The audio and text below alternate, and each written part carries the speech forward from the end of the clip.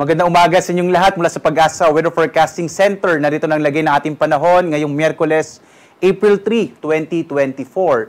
Sa ating latest satellite images, patuloy na nakaka-apekto itong ridge of high pressure area. Muli kapag meron tayong high pressure area, malit yung tsansa na magkaroon tayo ng mga kaulapan or nahihirapang mabuo yung mga kaulapan dahil doon medyo malitin yung tsansa magkaroon tayo ng mga pag-ulan. Partikular na nga dito sa may bahagi na nga, silangang bahagi nito nga Northern Luzon, partikular sa area ng Cagayan Valley region. Medyo maliit yung tsansa ng mga pag-ulan. Bagamat sa nalalabing bahagi nating bansa, sa Luzon, Visayas at Mindanao, posible pa rin yung mga isolated rain showers and thunderstorms. Dulot naman yan ng mga localized thunderstorms. Sa ngayon din, wala pa tayong minomonitor na namang low pressure area o bagyo sa loob at labas ng Philippine Area of Responsibility.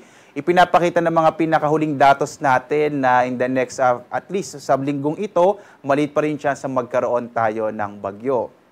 At narito ang ating magiging lagay ng panahon, dito partikular na sa Luzon, inaasahan natin ang mga isolated rain showers and thunderstorms. Pero kagaya ng binanggit ko nga kanina, dito sa may area ng Cagayan Valley, partikular sa Cagayan, medyo maliit yung tsansa ng mga pag-ulan dulot ng high pressure area.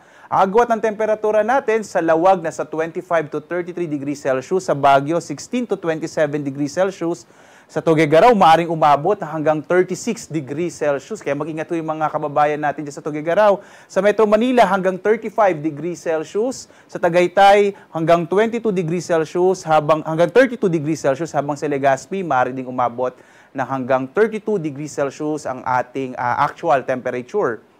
Samantala, dito sa may bahagi ng Palawan, Visayas at Mindanao, yung Palawan at Visayas patuloy na makararanas ng mga isolated rain showers and thunderstorms. Sa area ng Kalayaan Islands, maaaring umabot ng 25 to 34 degrees Celsius, 25 to 33 degrees Celsius naman sa Puerto Princesa, sa Iloilo 26 to 33 degrees Celsius, sa Cebu hanggang 33 degrees Celsius, sa Tacloban naman hanggang 32 degrees Celsius. Sa mga kababayan din natin sa Mindanao, mga isolated rain showers and thunderstorms sa mararanasan natin. Medyo mainit at tanghali din ang maaaring maranasan sa araw na ito. Agwat ang temperatura sa Zamboanga, 24 to 35 degrees Celsius. Sa Cagayan de Oro, 24 to 32 degrees Celsius. Sa Davao, hanggang 35 degrees Celsius. Wala pa rin tayong nakataas na gale warning, so ligtas pa rin pumalaot yung mga sakyang pandagat kahit yung maliliit na mga bangka sa mga baybayin ng ating bansa. Narito naman natin inaasahang panahon sa mga susunod na araw. Dito sa may bahagi ng Luzon, makikita natin mga isolated rain showers and thunderstorms sa mararanasan. Maaring uminit pa sa mga susunod na araw, lalo na't wala pa nga tayong nakikita na anumang low pressure area na makakaapekto sa ating bansa. Sa Kamaynilaan, nasa 24 to 35 degrees Celsius. Sa Baguio City, posible naman na 16 to 28 degrees Celsius. Sa Legazpi naman, nasa 24 to 33 degrees Celsius. Sa bahagi naman ng Kabisayaan, mga isolated rain showers and thunderstorms din ang maaari nating maranasan. Sa Metro Cebu, 25 to 33 degrees Celsius. Sa Iloilo, nasa 26 to 33 degrees Celsius. Sa Tacloban naman, 24 to 33 degrees Celsius. Samantala, dito sa mga kababayan natin, partikular na sa may eastern section ng Mindanao, dito sa Metro Davao, posibleng bukas may tsansa ng mga pag-ulan or mas malaking tsansa ng mga pag-ulan dahil posibleng makapekto yung easterlies. Maaaring magdala ito ng mga kalat-kalat na pag-ulan, pag-inat pagkulog bukas, araw ng Huwebes hanggang Biyernes. Sa Cagayan de Oro, Zamboanga naman, mga isolated rain showers and thunderstorms. Sa Metro Davao, agwat ang temperatura in the next 3 days ay 24 to 34 degrees Celsius. Sa Cagayan de Oro naman, nasa 25 to 33 degrees Celsius. Habang sa Zamboanga City, mga kababayan po sa Zamboanga, mainit na panahon na mararanasan hanggang 35 degrees Celsius in the next 3 days.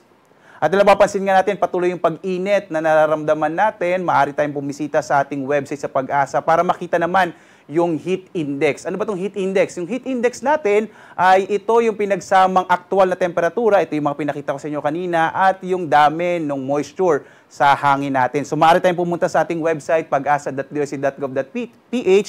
Pumunta tayo dito sa weather at makikita natin yung heat index. Pag kinilik natin yung heat index, makikita natin yung mga values na to sa iba't ibang lugar sa ating bansa. Makikita natin yung computed na 5-day heat index at yung inaasahan natin na heat index in the next 2 days.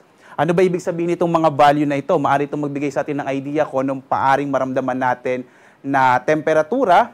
Iba pa to doon sa actual temperatures. Ito nga yung pinagsamang relative humidity, kasama din yung temperature. Itong mga value na to, maaari itong magbigay sa atin ng idea kung anong maaari nating maramdaman. Kapag umaabot na tayo ng more than 40 degrees Celsius, maaari itong mag-cause ng heat cramps, heat exhaustion. So mainit na panahon ay maaari magdulot ng nakapanghihina na katawan, kasama din yung mga pulikat, at ang pinakamatindi sa lahat, yung heat stroke ho. Ibig sabihin nito, maaari tayong mawalan ng malay sa sobrang init. Kadalasan nararamdaman natin yung pinakamainit na sandali, partikular na, simula bandang alas 11 or alas 10, alas 11, umaabot ho hanggang alas 3, hanggang alas 4 ng hapon. Iba yung pag-iingat po mga kababayan dahil nga magpapatuloy itong mainit na panahon sa mga susunod na linggo, lalo na ang buwan ng Abril hanggang early weeks ho ng Mayo, o maunang linggo ng Mayo ay patuloy na makararanas tayo ng mainit na panahon.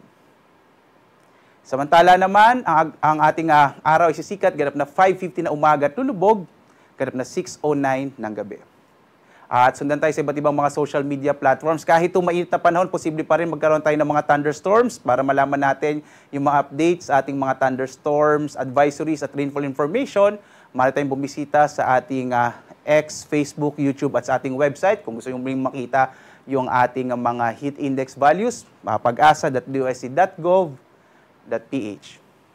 At muli po, mula sa Pag-asa Weather Forecasting Center, ako naman si Obet Magbadrina. Maghanda tayo lagi para sa ligtas na Pilipinas. Maraming salamat po. Magandang umaga muli sa inyong lahat.